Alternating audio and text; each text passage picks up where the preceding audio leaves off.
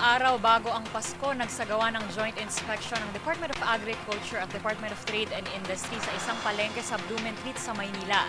Dito na bisto ang ilang tindero na biglang nagbaba ng presyo matapos malamay na may nagaganap palang inspeksyon.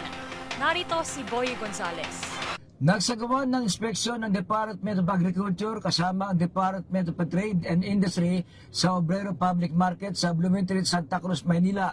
Pinangunahan ni DA Assistant Secretary Genevieve Guevara ang Special Joint Price and Supply Monitoring. Sa kanilang pag-iikot, nasit at kinuwestiyon ni Guevara ang ilang vendor, partikular ang mga nagtitinda ng karne ng baboy, matapos mapansing may bigla ang pagbabago sa presyo.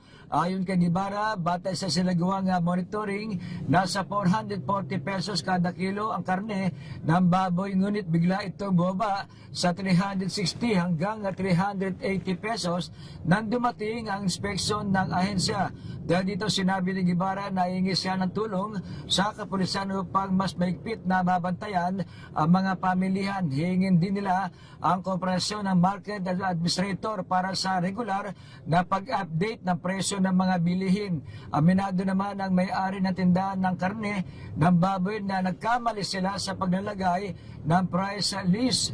Ipinaliwanag din ito na karaniwang tumataas ang presyo ng karne tuwing holiday season.